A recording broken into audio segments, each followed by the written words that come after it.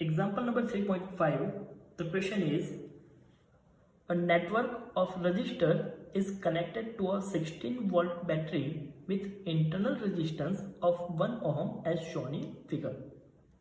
एक रजिस्टर का नेटवर्क दिया हुआ है जिसको 16 वोल्ट बैटरी के साथ कनेक्ट किया हुआ है। इस बैटरी का इंटरनल रेजिस्टेंस है 1 ohm. So question is a, compute the equivalent resistance of the network.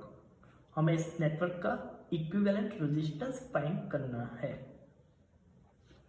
सबसे पहले तो R1 एंड R2 पैरेलल में है, तो उसके लिए इक्विवेलेंट रेजिस्टेंस का इक्वेशन होगा 1/R12 equal to 1/R1 plus 1/R2। R1 and R2 की वैल्यू दी हुई है 4 ओम। वैल्यू यहाँ पे रखेंगे तो हमें R12 मिलेगा 2 ओम। सेम R4 एंड R5 भी पैरेलल में है, तो इन दोनों के लिए इक्विवेलेंट रेजिस्टेंस का इक्वेशन भी सेम ऐसे 1/R45 equal to 1/R4 plus 1/R5। इसके अलावा अगर कोई दो रेजिस्टेंस है तो उसके लिए हम पैरेलल कॉम्बिनेशन का इक्वेशन डायरेक्ट ऐसे भी लिख सकते हैं, R45 इक्वल टू दोनों के रेजिस्टेंस का मल्टीप्लीकेशन डिवाइड बाय दोनों के रेजिस्टेंस का addition, that means 12 into 6 divide by 12 plus 6। तो R4 एंड R5 का इक्विवेलेंट रेजिस्टेंस मिलेगा 4 ओम। अब R12, R3 एंड R45 ये तीनों रेजिस्टेंस सीरीज में होंगे, तो इसका पूरा इक्विवेलेंट रेजिस्टेंस मिलेगा R equivalent equal to R12 plus R3 plus R45। Series combination के लिए सबका addition. R12, R3 and R45 सबकी वैल्यू रखेंगे तो इस नेटवर्क का इक्विवेलेंट रेजिस्टेंस मिलेगा 7 ओम। स्टूडेंट्स यहाँ पर याद रखना, यहाँ पर बैटरी का इंटरनल रेजिस्टेंस इक्विवेलेंट रेजिस्टेंस में नहीं आएगा। Second question is B, obtain the current in each resistors. सभी रजिस्टर में से कितना करंट फ्लो होगा वो भी हमें फाइंड करना है। तो इसके लिए तो सबसे पहले हम करंट का डिस्ट्रीब्यूशन देखते हैं। लेट्स सपोज बैटरी के पॉजिटिव टर्मिनल में से I जितना करंट निकल रहा है। ये I करंट इस पॉइंट पे दो पार्ट में डिवाइड हो जाएगा।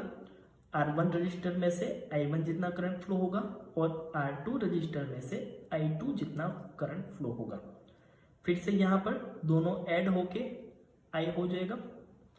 R3 रजिस्टर में से पूरा I करंट फ्लो होगा। फिर से C पॉइंट पे वो करंट दो पार्ट में डिवाइड हो जाएगा। R4 रजिस्टर में से I3 जितना करंट एंड R5 रजिस्टर में से I4 जितना करंट फ्लो होगा। फिर से D पॉइंट पे दोनों कंबाइन होके I हो जाएगा। इंटरनल रेजिस्टेंस में से I जितना करंट फ्लो होगा और फाइनली बैटरी के नेगेटिव टर्मिनल में I करंट एंटर करेगा। सबसे पहले तो हम I फाइंड कर रहे हैं कि बैटरी में से टोटल कितना करंट निकल रहा है। So the total current I in this circuit is I equal to voltage upon resistance. Voltage है 16 volt divide by total resistance. Total resistance में ये रेजिस्टेंस भी आ जाएंगे और ये रेजिस्टेंस भी आ जाएगा। इसके लिए हमने R इक्विवेलेंट फाइंड किया हुआ है, तो R equivalent plus internal resistance small r value रखेंगे तो हमें करंट मिल रहा है 2 एम्पियर। तो बैटरी के पॉजिटिव टर्मिनल में से 2 एम्पियर जितना करंट निकल रहा है। अब वो करंट इस A पॉइंट पे दो पार्ट में डिवाइड हो जाएगा, लेकिन यहाँ पर हम देख सकते हैं कि R1 एंड R2 दोनों पैरेलल कॉम्बिनेशन में है।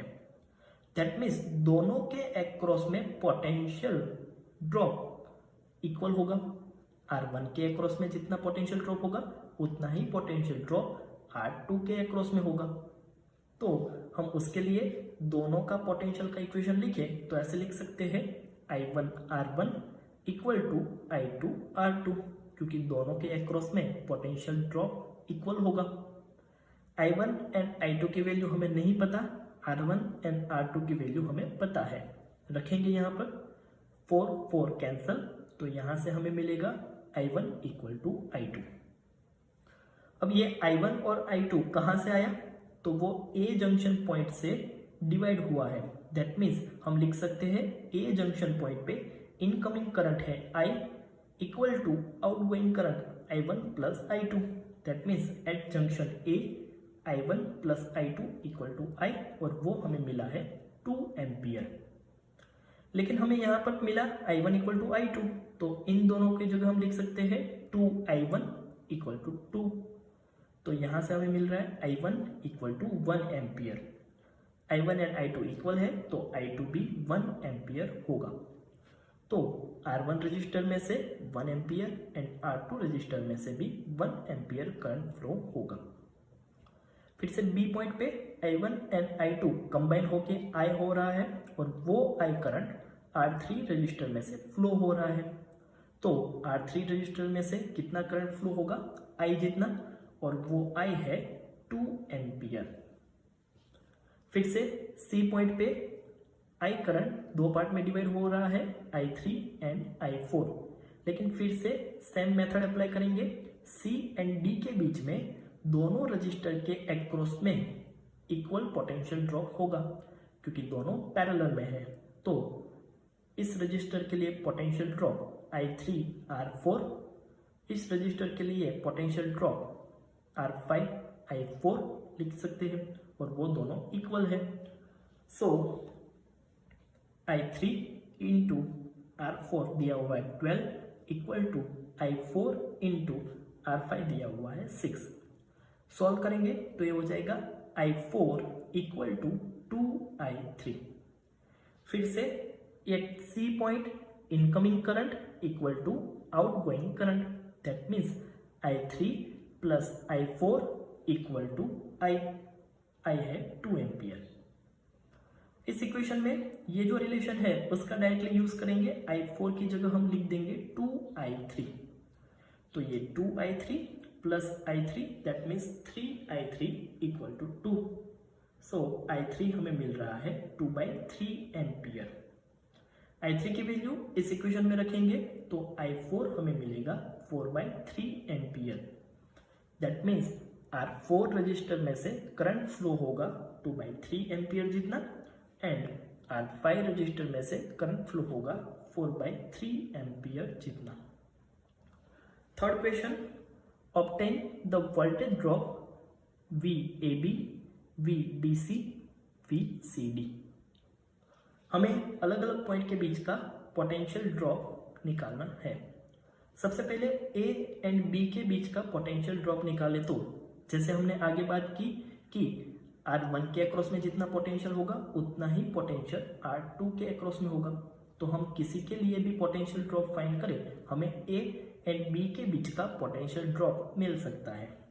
तो A एंड B के बीच का पोटेंशियल ड्रॉप होगा VAB इक्वल टू, हम लिख सकते हैं I1 R1 या फिर I2 R2, दोनों सेम होगा। So VAB equal to I1 R1 equal to I2 R2। हमारे पास I1 R1 I2 R2 सब वैल्यू है, कोई भी वैल्यू रखेंगे तो हमें VAB मिल रहा है 4 वोल्ट। B एंड C के बीच का पोटेंशियल ड्रॉप फाइंड करना है, तो उसके लिए करंट इनटू रजिस्टर, तो VBC equal to I into R3, I 2 ampere and R3 1 ohm. So VBC equal to 2 volt. C and D के बीच का पोटेंशियल ड्रॉप फाइंड करना है, तो R4 के अक्रॉस में पोटेंशियल ड्रॉप एंड R5 के across में पोटेंशियल ड्रॉप दोनों इक्वल होंगे। किसी भी एक का फाइंड करेंगे तो भी सेम ही होगा। So VCD equal to I3 R4 find करो या फिर I4 R5 फाइंड करो। वैल्यू रखेंगे तो C एंड D पॉइंट के बीच का पोटेंशियल ड्रॉप हमें मिल रहा है 8 वोल्ट।